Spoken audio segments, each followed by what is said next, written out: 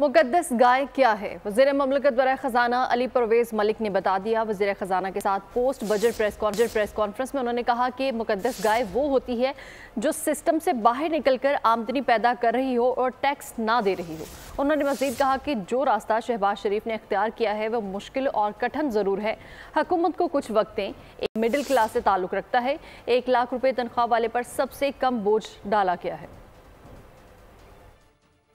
गाय की बात की, देखिए मुकद्दस गाय कौन सी होती है? मुकद्दस गाय वो होती है जो कोई ना कोई इसना या कोई ना कोई आपके सिस्टम से बाहर निकल के अपनी आमदनी जनरेट कर रही हो और उसके ऊपर टैक्स ना दे रही हो।